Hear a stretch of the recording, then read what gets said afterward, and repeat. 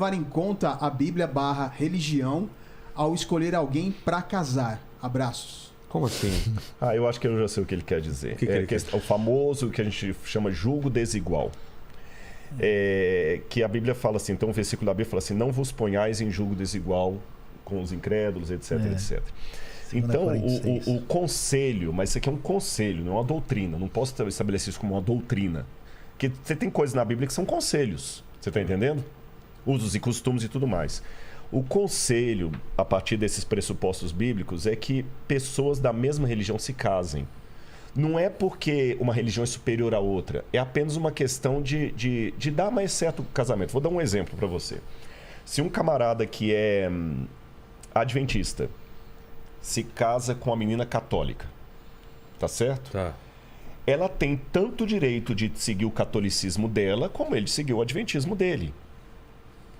Ela é tão sincera a Deus no catolicismo como ele é sincero no adventista, mas os dois se casam.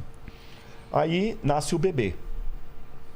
Ela tem todo o direito de querer batizar a criança lá na igreja, no padre, porque ela acredita sim, a fé dela, ela é mãe do menino, ela tem direito.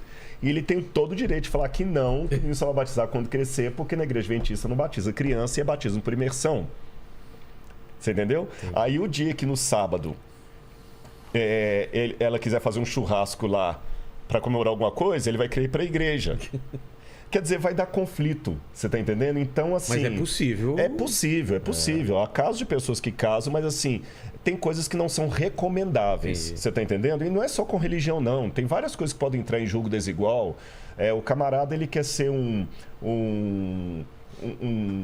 guia turístico e rodar pelo mundo, e a mulher quer ficar aqui e não quer viajar. Você está entendendo? Ou então o camarada, ele tem um sonho, ela tem outro. Então, são vários tipos de julgo desigual. Repito, não é doutrina, não é uma coisa que... Mas é aconselhável que você procure alguém mais ou menos...